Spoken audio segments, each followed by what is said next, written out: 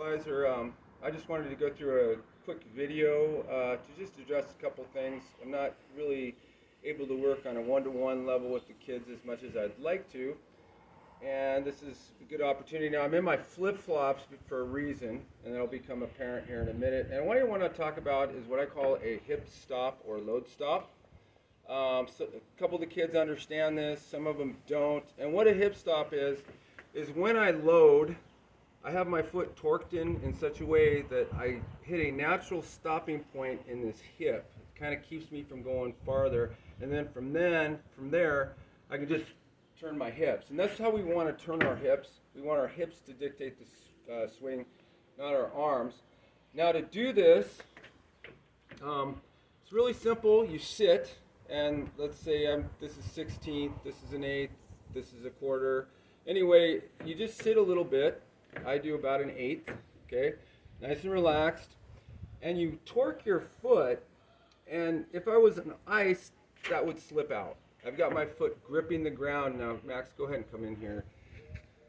So how you figure out this is relaxed, this is torqued. Relaxed, gripping or torqued. Okay, go ahead and go back. That's why I have my flip-flops on. So if you keep your knees inside your ankles, knees bent, sitting, relaxed, torque that foot, and you do this anytime you're getting ready to swing, anytime you're in the batter's box, you got that grip in there. And what it allows you to do is establish that natural stopping point. And from there, you can turn your hips. If you don't do this, and say you're looking like the same swing, and this is invisible unless you have flip-flops on, and baseball players don't wear flip-flops. So if you don't have that stopping point, I can turn all the way back. I'm pointing all the way back to Cuno over there. I don't have anywhere to stop. So, like the swimmer, you get into the wall, you turn too early, you push out with your legs, and nothing's there. This is kind of the same thing. You have to establish that stopping point, and from there, you can actually turn your hips. Now you can do, doesn't matter if your weight's back, if you're high, I still have it right here. In fact, I got a little bit, it's not as much traverse there.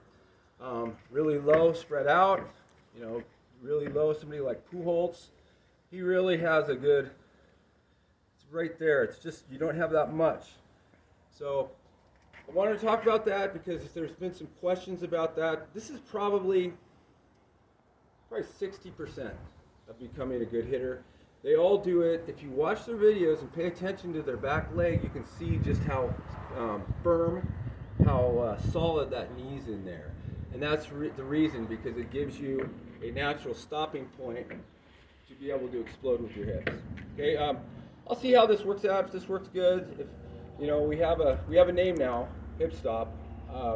Works good. I'll ask them about it. Please pass this on to your kids, and hopefully they'll get this, and we can get them hitting really well.